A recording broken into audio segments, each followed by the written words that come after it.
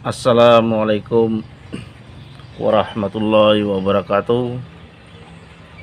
Selamat beraktivitas sahabat-sahabat semua dimanapun Anda berada. Semoga semua sahabat-sahabat dipermudahkan pekerjaannya, dilancarkan rezekinya.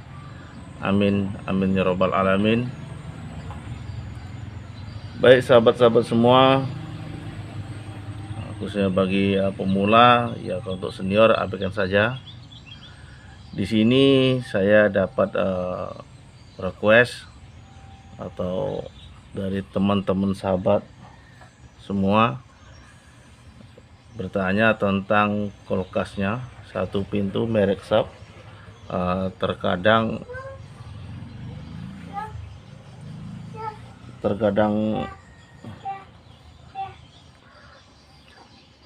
Terkadang dingin, terkadang tidak dingin, atau dibilang mudahnya kadang hidup kadang tidak hidup ya.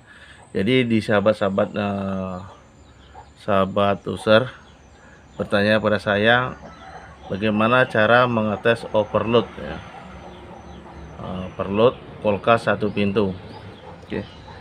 Dan di sini saya akan menerangkan sekalian lebih detail ya, tentang overload. Bentuk overload itu sama semua untuk yang gepeng. Jadi yang bedakan cuman sepersepernya saja. Dari seperempat, maaf, dari sepertiga, seperempat, seperlima, seperenam, sepertujuh, seperdelapan, bahkan sampai sepersepuluh. Nah, di sini sudah saya siapkan dari seperdelapan ya, ini seperdelapan, dan yang ini seperenam. Nah, dan ini seperlima ya. Nah, ini seperlima. Nah, jadi untuk satu pertanyaan pertama ya, untuk bagaimana pengetesan overload itu sangat mudah ya. Sangat mudah ya.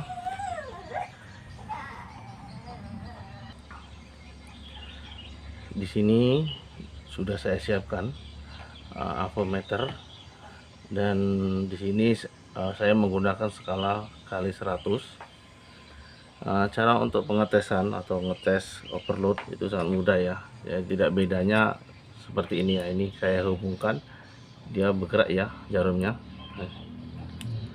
Nah, ini cara ngetes sangat mudah ya. Ini seperti ini, kaki satu, dari sini satu. Nah, seperti itu sahabat-sahabat. Jadi kalau ketika seperti ini kita hubungkan, dia bergerak jarumnya, berarti keadaan overload ini hidup. Tetapi kalau seperti ini overload mati ya. Nah, ini tadi mana yang mati tadi ya, tadi ada yang mati. Nah, ini jadi kurang lebih seperti ini. Nah, seperti ini. Nah, ketika kita tempel ke seperti ini, kita tes jarum tidak bergerak, berarti menandakan overload ini mati. Nah, di sini seperti ini ya, ini mati. Kalau seperti ini, nah, hidup ya. Oke, hidup, untuk hidup. Yang ini mati. Nah, ini satu cara untuk pengetesan overload, mengetahui overload itu mati atau tidak ya. Tuh. Dan yang kedua, overload hidup. Ketika kita tes hidup ya, kita tes seperti ini hidup, cuman bisa bermasalah. Nah, ini hidup ya, bisa bermasalah ketika digunakan, dia akan mati karena overload ini udah ada pertanda seperti ini ya. Nah, ini udah ada pecah-pecahan, udah retak seperti ini. Nah, jadi ini kan sudah pecah, jadi memang panas sudah berlebihan. Jadi overload ini sudah tidak maksimal lagi. Beda seperti ini kalau masih baru ya, masih rata, masih orisinil, masih mulus, tidak seperti ini ya. Nah, ini sudah pecah. Nah, jadi udah 2 poin. Dan yang ketiga, buat sahabat-sahabat semua, ketika untuk penggantian overload itu sahabat-sahabat harus paham ya. Jadi di sini ada, dari saya jelaskan dari awal tadi, seper ya. Jadi dari sepertiga, seperdua, seperempat, seperlima, seperenam, sepertujuh, seperdelapan sampai sepersepuluh. Jadi kalau sahabat-sahabat kulkasnya satu pintu, kalau tidak apal, tidak paham tentang ukuran kompresor, jadi ambil jalan tengahnya saja. Dan berarti teman-teman harus membeli 1/8 saja. 1/8 ini untuk standar ya, standar kulkas 1 pintu. Nih, sering saya pakai standar untuk 1/8 untuk kulkas 1 pintu. Karena apa? Ketika sahabat-sahabat nanti membeli, kalau tidak memakai ukuran, sebenarnya berisikonya sangat fatal kepada kompresor kulkas itu sendiri. Seumpama ini contoh, sahabat-sahabat asli kompresornya 1/8, memakai perlu 1/8 ya. Sahabat-sahabat memakai 1/5 umpamanya, membeli 1/5, sedangkan 1/5 ini digunakan untuk kompresor freezer ya, kompresor freezer atau khusus kulkas es ya. Digunakan khusus untuk kulkas es. Nah, ketika sahabat ini memasang pada kulkas Anda yang 1 pintu, bukan freezer ya, kulkas rumah tangga, ini berakibatkan pada kompresor itu sendiri akan short, akan konslet. Karena apa? Ketika panasnya yang diperlukan, yang dibutuhkan pada overload 1/8 ini, aturan sudah memutus, tetapi ini belum memutus. Nah, jadi kompresor akan bekerja terus dengan paksa ya. Jadi bisa-bisa gulungan atau gumparan pada dalam kompresor akan short, konslet, dan kulkas Anda akan mati sampai konslet atau Anda bisa tersengat listrik pada bodi kulkas Anda. Nah, itu satu. Yang keempat, kemungkinan kalau untuk 1/8 Anda pasang untuk freezer itu tidak masalah, cuman kurang maksimal. Jadi seumpama kulkas freezer Anda 1/5, Anda pasang 1/8, nah itu hidup, cuman ketika panas yang dibutuhkan untuk 1/5 itu belum mencapai, karena dipasang seperti ini 1/8 udah mutus duluan. Jadi mungkin kulkas Anda atau batu es Anda belum maksimal udah mutus.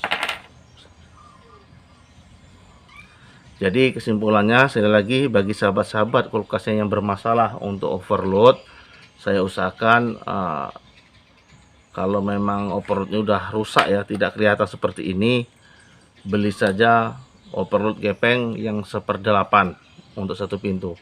Dan untuk 2 pintu itu kebiasaannya kebanyakan pada 1/6. Saya memakai 1/6 seperti ini. Nah, 1/6 ini juga bisa dipakai karena di 1 pintu. Jadi kalau yang hafal atau teknisi yang udah berpengalaman mungkin paham. Jadi buat sahabat-sahabat saja, buat sahabat-sahabat lagi pemula, daripada nanti kompresor kulkas Anda bermasalah, jadi dipukul rata saja. Untuk 1 pintu Anda memakai 1/8, dan 2 pintu Anda bisa memakai 1/6. Kadang juga bisa 1/8, tapi jangan dipakai di 1 pintu kalau bukan hafal tentang ukuran kompresor tersebut. Oke, jadi kurang lebih seperti itu ya. Jadi buat sahabatnya request tentang cara untuk pengetesan overload itu bagaimana ya, kurang lebih seperti tadi. Saya ulangi lagi, cukup Anda bisa mengetes dengan avometer menggunakan skala kali 100, cukup seperti ini, satu tempelkan sini, satu tempel ke sini. Apabila avometer bergerak seperti tadi, dinyatakan overload ini bagus, tetapi keadaan mulus seperti ini ya. Apabila overload Anda sudah seperti ini, ganti saja, walaupun itu hidup. Nanti terkadang bermasalah juga seperti saya jelaskan tadi, kadang hidup, kadang mati ya. Jadi sekali lagi buat sahabat-sahabat semua, gunakan dengan ukuran yang pas ya, jangan melebihi ukuran, karena bisa berakibatkan fatal pada kompresor kulkas Anda. Baik sahabat-sahabat, jadi kurang lebih seperti itu penjelasannya tentang request cara pengetesan overload kulkas 1 pintu merek SAP Anda. Dan mohon maaf apabila dalam penyampaian dan videonya kurang pas, saya mohon maaf, dan mohon dukungannya, subscribe, like, share, komennya. Saya akhiri. Wabillahi taufik wal hidayah. Wassalamualaikum warahmatullahi wabarakatuh.